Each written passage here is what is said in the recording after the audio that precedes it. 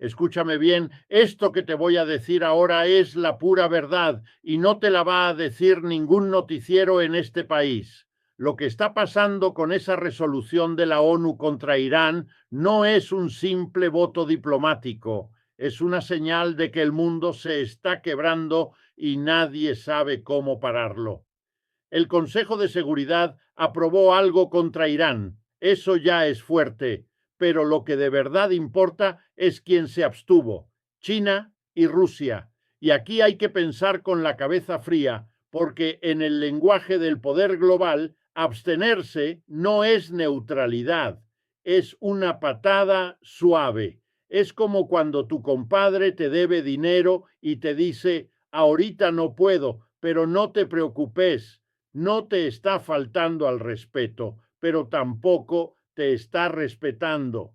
Cuando las dos potencias que representan el bloque alternativo al dominio estadounidense deciden no vetar una resolución contra Irán, algo está cambiando en los cálculos. Protegen sus propios intereses con Occidente, envían un mensaje a Teherán o simplemente están esperando a ver cómo cae el tablero porque el capitalismo global no funciona en un vacío moral, funciona dentro de estructuras de poder y esas estructuras hoy están siendo renegociadas. Y aquí viene lo que no te cuentan. Detrás de esta resolución hay décadas de tensión acumulada, sanciones que han golpeado al pueblo iraní más que a su élite gobernante y una competencia feroz entre potencias que usan los cuerpos multilaterales como campos de batalla diplomáticos. La pregunta real no es si Irán está en peligro. La pregunta real es ¿quién gana cuando todos parecen abstenerse de tomar partido? Irán no apareció de la nada en el escenario geopolítico. Irán lleva décadas siendo una pieza central en el ajedrez del poder global.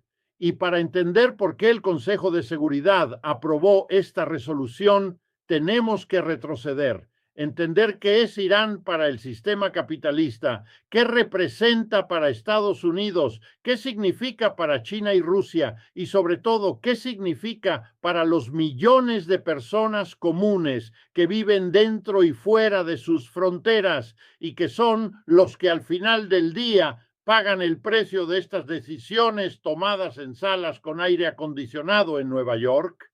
En 1979 algo extraordinario ocurrió. Una revolución derrocó al Shah de Irán, un hombre que había sido puesto en el poder con la ayuda directa de Estados Unidos y Gran Bretaña en 1953, cuando una operación encubierta de la CIA derrocó al primer ministro democráticamente elegido Mohammad Mossadegh. ¿Por qué lo derrocaron? Porque Mossadegh tuvo la audacia de nacionalizar el petróleo iraní. Quería que los recursos naturales de su país beneficiaran a su propio pueblo, en lugar de a las empresas petroleras británicas y estadounidenses. Eso en la lógica del capitalismo imperial no se podía tolerar. Y entonces lo quitaron, instalaron al Shah y el Shah gobernó con mano de hierro durante décadas, apoyado, armado y financiado por Washington. Cuando la revolución de 1979 llegó y los iraníes dijeron basta, cuando tomaron la embajada estadounidense y el ayatollah Khomeini llegó al poder, lo que Occidente vio fue un acto de rebelión imperdonable. No era solo un cambio de gobierno, era una ruptura con el sistema. Era un país que decía, nosotros no vamos a jugar según sus reglas. Y eso históricamente es lo que más le molesta al poder imperial. No el régimen en sí, no los valores religiosos. Lo que molesta es la independencia. Lo que molesta es la negativa a someterse. Desde entonces, Irán ha vivido bajo la sombra constante de las sanciones, las amenazas militares, el isolate económico y la presión diplomática. Y durante todo ese tiempo, el pueblo iraní, que mayoritariamente es joven, educado, con aspiraciones modernas, ha pagado el precio de esa confrontación entre su gobierno y las potencias occidentales. Las sanciones no golpean a los ayatolás. Las sanciones golpean a la persona que quiere comprar medicamentos, al ingeniero que no puede importar piezas para su empresa, a la familia que ve su moneda devaluarse en cuestión de semanas porque el sistema financiero internacional le cierra las puertas. Ahora, ¿qué dice específicamente esta resolución? La resolución refleja la presión de Estados Unidos y sus aliados europeos para que Irán limite su programa nuclear, su producción de misiles balísticos y su apoyo a grupos armados en la región. Hasta ahí no es nuevo. Lo que es significativo es que lograr que esa resolución pasara sin el veto de China o Rusia es un evento que merece análisis serio, porque eso no siempre ha sido posible. Y el hecho de que ahora sí fue posible nos dice algo sobre los cálculos que están haciendo Beijing y Moscú en este preciso momento. Hablemos de Rusia. Rusia lleva años en una relación de conveniencia con Irán. No es una alianza ideológica, no es una amistad profunda, es una relación pragmática construida sobre intereses compartidos. Ambos son países sancionados por Occidente.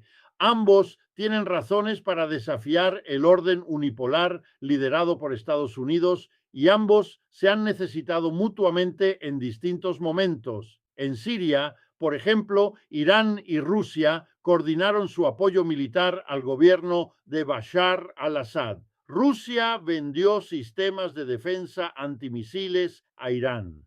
Irán proveyó drones a Rusia cuando la guerra en Ucrania empezó a revelar las debilidades logísticas del ejército ruso. Entonces, ¿por qué Rusia se abstuvo en lugar de vetar? Esa es la pregunta que los analistas tienen que hacerse con honestidad. Una respuesta es que Rusia está en un momento de extrema presión económica y diplomática. La guerra en Ucrania le ha costado enormemente. Las sanciones occidentales han golpeado su economía y Moscú sabe que necesita mantener ciertos canales abiertos. Si Rusia hubiera vetado esta resolución, habría consecuencias diplomáticas. Y quizás Putin calculó que no valía la pena ese costo por defender a Irán en este punto específico. Otra posibilidad es que Rusia esté enviando un mensaje a Teherán, una advertencia de que el apoyo ruso no es incondicional. La abstención podría ser una forma de presión diplomática velada, un recordatorio de que las alianzas en la política internacional no son matrimonios, son contratos y los contratos se renegocian.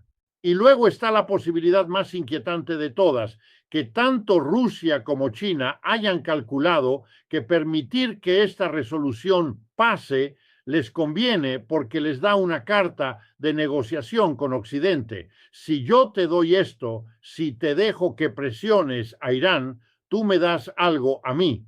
La geopolítica funciona así. No hay gestos gratuitos. Cada movimiento tiene un precio y un beneficio calculado. China es el actor más interesante de leer en este momento.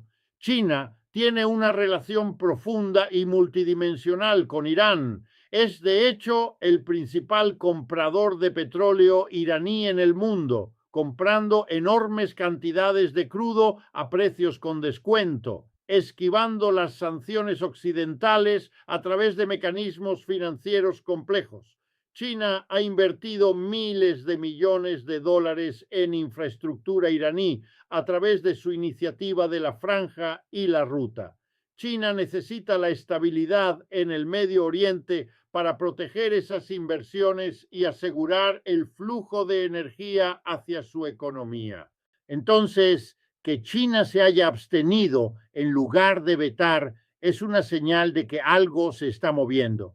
Hay quienes dicen que China está tratando de proyectar una imagen de actor global responsable, especialmente en un momento en que está tratando de construir relaciones más sólidas con Europa. Si China veta demasiadas resoluciones de manera refleja, empieza a parecerse al viejo Unión Soviética, intransigente, obstruccionista. Pero hay algo más fundamental que creo que es esencial entender, y esto es lo que los análisis convencionales raramente dicen con esta claridad.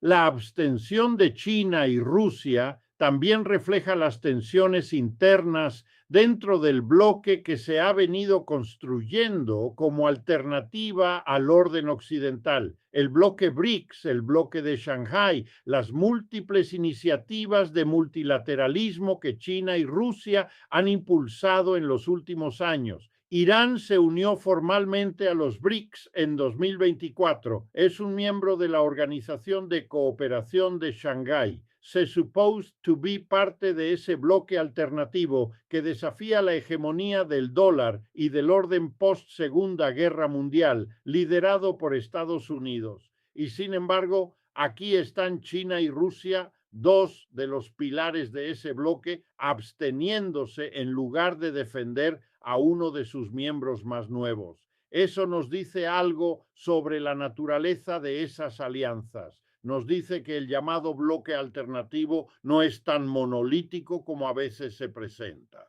Pensemos por un momento en lo que esto significa para Irán como país. El gobierno iraní, la República Islámica, lleva décadas construyendo su narrativa interna sobre la base de la resistencia al imperialismo occidental. Es una narrativa que, aunque tiene una base histórica legítima, también ha servido para justificar la represión interna, para silenciar a la disidencia, para controlar a una población que en muchos sentidos quiere vivir de manera diferente a como el régimen se lo permite. Las protestas de 2022 y 2023, encabezadas por mujeres jóvenes iraníes bajo el lema Mujer, Vida, Libertad, nos mostraron cuán profunda es esa tensión interna. Un pueblo que quiere cambio, pero que al mismo tiempo está siendo aplastado desde afuera por sanciones y desde adentro por un Estado autocrático.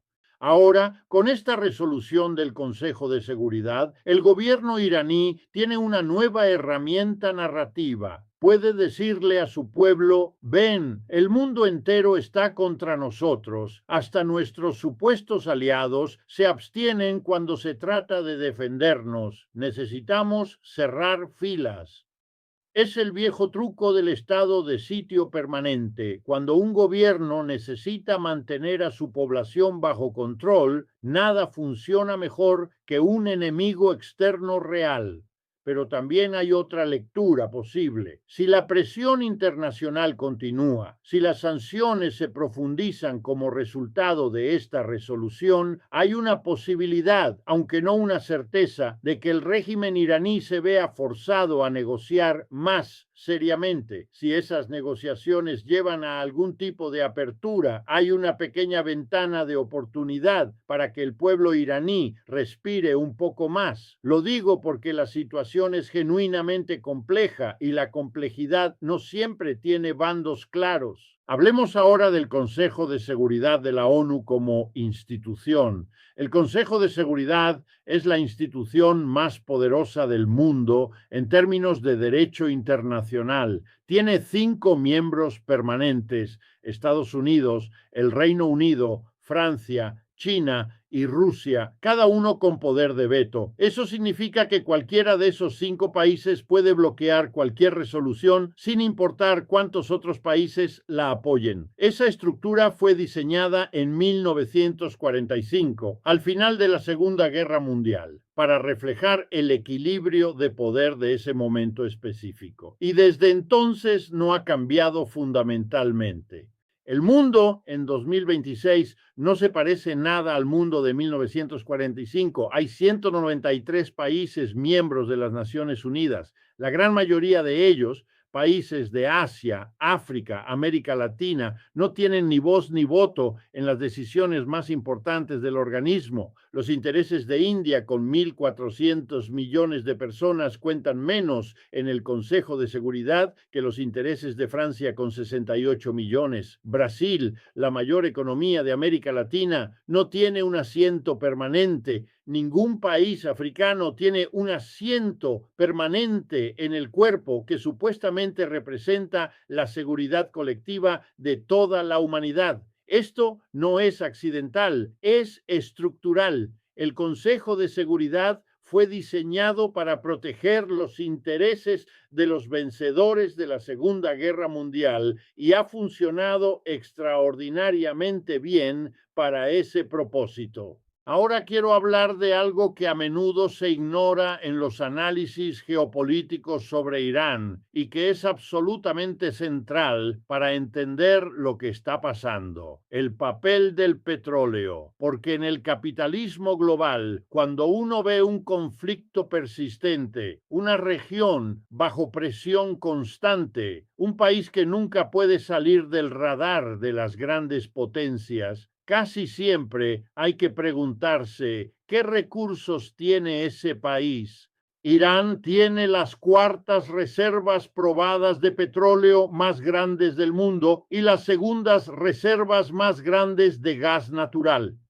Se encuentra en una posición geográfica estratégica bordeando el Golfo Pérsico, a través del cual pasa aproximadamente un tercio del petróleo mundial que viaja por mar. El estrecho de Hormuz, ese paso de agua estrecho que separa Irán de la península arábiga, es literalmente el punto más importante del mundo para el transporte de petróleo. Si Irán cerrara el estrecho de Hormuz en una escalada de tensiones, los precios del petróleo se dispararían de manera catastrófica. La economía global entraría en una crisis severa. Eso le da a Irán un poder enorme de negociación y le da a las potencias occidentales, especialmente a Estados Unidos y sus aliados del Golfo, como Arabia Saudita y los Emiratos Árabes Unidos, una razón poderosa para querer mantener a Irán bajo control, bajo presión, incapaz de proyectar demasiado poder en la región. No se trata de preocupación por los derechos humanos. Si fuera así, habría resoluciones igualmente fuertes contra Israel, que tiene un arsenal nuclear no declarado. Se trata de quién controla el flujo de energía, de quién decide los precios.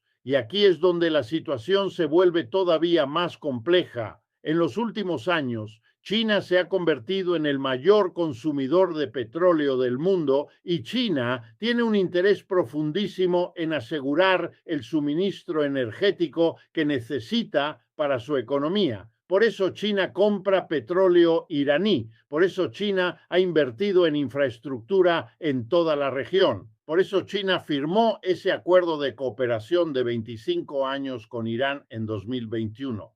Pero al mismo tiempo, China también necesita acceso a los mercados europeos. China también tiene relaciones comerciales masivas con Estados Unidos, a pesar de las tensiones. China no puede darse el lujo de ser vista simplemente como el aliado incondicional de todos los países que Occidente considera adversarios. Tiene que hacer malabares. La abstención en esta resolución es parte de ese malabarismo. Este es el capitalismo del siglo XXI en su forma más pura. No es el capitalismo de los viejos imperialismos coloniales brutales y directos. Es un capitalismo de múltiples centros de poder, donde las alianzas son fluidas, donde los intereses económicos y los intereses geopolíticos se entrelazan de maneras que hacen que las viejas categorías de aliado y enemigo sean insuficientes. Quiero hablar directamente a la audiencia. Ustedes que viven aquí, que trabajan aquí, que pagan impuestos aquí, que tienen hijos, que potencialmente van a ser reclutados para futuros conflictos que se originan en estas tensiones geopolíticas. ¿Qué significa todo esto para sus vidas? Significa que el mundo al que llegaron o en el que nacieron está cambiando de maneras fundamentales.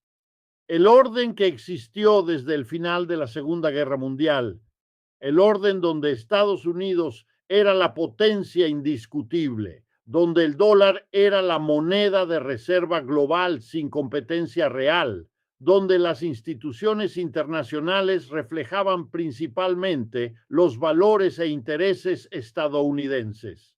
Ese orden está siendo desafiado desde múltiples frentes simultáneamente. No está colapsando de la noche a la mañana, pero se está erosionando. Y la resolución que estamos discutiendo hoy es un síntoma de esa erosión, no la causa. La historia nos enseña que esos momentos de transición son los más peligrosos. Cuando un poder hegemónico empieza a declinar relativamente y nuevos poderes emergen, hay una alta probabilidad de conflicto. Los historiadores llaman a esto la trampa de Tucídides. Y nosotros vivimos en uno de esos momentos. El peligro no está solamente en una confrontación directa entre Estados Unidos y China o entre la OTAN e Irán. El peligro está en la acumulación de pequeñas decisiones, de resoluciones aprobadas, de sanciones implementadas, de armamentos transferidos, de misiles probados, de incidentes en el mar o en el ciberespacio, cada uno de los cuales parece manejable por sí solo, pero que en conjunto van construyendo una arquitectura de confrontación que puede volverse muy difícil de desescalar. Y mientras todo eso ocurre, ¿qué están haciendo los trabajadores y las familias en Estados Unidos y en México? Están tratando de pagar la renta, de mantener el seguro médico, de asegurarse de que sus hijos tengan acceso a una educación de calidad. Están lidiando con una economía que, a pesar de todas las estadísticas optimistas que los gobiernos publican, sigue siendo profundamente desigual. Y cuando hay una crisis internacional, cuando hay una escalada de tensiones, cuando hay una guerra que empuja los precios del petróleo hacia arriba, son esas familias las que pagan el precio. Son ellas las que ven cómo el costo de llenar el tanque de gasolina sube, cómo el precio de los alimentos escala porque el transporte se encarece, cómo sus hijos son llamados a servir en conflictos que benefician principalmente a las grandes corporaciones que operan en esas regiones. Esto es lo que nadie les dice en los noticieros. Esto es lo que nadie quiere que entiendan, que las decisiones que se toman en esos salones con aire acondicionado en Nueva York, en Beijing, en Moscú, en Teherán, tienen consecuencias directas, inmediatas y dolorosas para personas reales, para ustedes, para mí, para todos los que no tenemos interés en estas guerras, pero que las padecemos. La resolución contra Irán, aprobada en el Consejo de Seguridad, es un momento más en esta larga historia de manipulación, de interés y de poder, pero también es una oportunidad para reflexionar sobre el tipo de mundo que queremos construir, un mundo donde los países pequeños y las personas comunes sean siempre los que paguen la cuenta, o un mundo donde la justicia y la paz no sean lemas vacíos, sino realidades concretas. La elección, como siempre, es nuestra. Y aquí es donde la cosa se pone verdaderamente interesante, carnales, porque aunque Rusia e Irán han sido socios en los últimos años, esa sociedad no es de amor eterno, es un matrimonio por conveniencia, de esos que duran mientras ambos necesitan algo del otro. Rusia le ha vendido sistemas de defensa a Irán. Irán le ha mandado drones a Rusia para la guerra en Ucrania. Se han apoyado mutuamente en Siria. Pero cuando llega el momento de la verdad en el Consejo de Seguridad, Rusia decide abstenerse. ¿Por qué? Porque Rusia está sangrando por la guerra en Ucrania. Las sanciones le han pegado más duro de lo que admite públicamente. Su economía está bajo presión y Moscú necesita mantener algunos canales abiertos con Occidente, aunque sea por debajo de la mesa. Putin calculó que vetar esta resolución no valía el costo diplomático que iba a pagar. Tal vez también le está mandando un mensaje discreto a Teherán.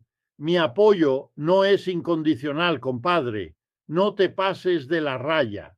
En la política internacional las alianzas no son de lealtad, son contratos, y los contratos se renegocian cuando a una de las partes le conviene. Ahora hablemos de China, porque China es el jugador que más me intriga en todo esto. China es por mucho el principal comprador de petróleo iraní. Le compra crudo a precio de ganga, evadiendo sanciones a través de toda una red financiera paralela. Ha metido miles de millones de dólares en infraestructura iraní a través de la franja y la ruta. Necesita que el Medio Oriente esté estable para que ese petróleo siga llegando a sus refinerías. Entonces, ¿por qué China se abstuvo? Porque China está jugando un juego mucho más largo y más inteligente. No quiere aparecer como el sucesor automático de la Unión Soviética, vetando todo lo que venga de Occidente. Quiere proyectar la imagen de un poder global responsable, maduro, que puede sentarse en la misma mesa con Europa y Estados Unidos sin parecer una amenaza existencial. Si China veta cada resolución que no le gusta, pierde credibilidad ante los países del sur global que no quieren verse atrapados en una nueva guerra fría. Pero hay algo más profundo todavía. Esta abstención muestra las grietas dentro del propio bloque que supuestamente desafía a Occidente. Irán entró a los BRICS en 2024. Es miembro de la Organización de Cooperación de Shanghái. Se supone que forma parte del club antihegemónico y, sin embargo, sus dos grandes padrinos, China y Rusia, deciden no vetar una resolución en su contra. Eso nos dice que el bloque alternativo tampoco es tan unido como nos quieren hacer creer. También hay jerarquías, también hay países más importantes que otros, también hay intereses nacionales que están por encima de la solidaridad antiimperialista. Al final, el poder es poder, venga de donde venga. Y mientras tanto, ¿qué pasa dentro de Irán? El gobierno iraní tiene ahora un regalo narrativo perfecto. Puede salir en la televisión estatal y decir: ven, hasta nuestros supuestos aliados nos dejaron solos. El mundo entero está contra nosotros. Tenemos que cerrar filas, ser más duros, más disciplinados. Es el viejo truco del estado de sitio. Cuando un gobierno quiere controlar a su pueblo, nada funciona mejor que un enemigo externo fuerte y real. Pero también existe otra posibilidad, más sutil. Si esta resolución trae más sanciones, si la presión económica se vuelve insoportable, el régimen podría verse obligado a sentarse seriamente a negociar. Y si hay un nuevo acuerdo nuclear que realmente se cumpla, tal vez la economía iraní respire un poco, tal vez la gente común pueda comprar medicinas, tal vez baje un poco la inflación. No lo digo para defender a Occidente, lo digo porque la realidad es complicada. No todo es blanco y negro. El pueblo iraní está atrapado entre un gobierno autoritario que reprime las protestas internas y un sistema internacional que lo castiga colectivamente por las decisiones de sus líderes. Aquí en México deberíamos ver esto con mucha atención, porque nosotros también sabemos lo que es que te castiguen económicamente por decisiones geopolíticas que no tomaste tú. Cuando sube el precio del petróleo por estas tensiones, aquí sube la gasolina, sube el gas LP, sube el precio de la tortilla y del transporte. Todo se encarece y siempre somos los de abajo los que pagamos la cuenta.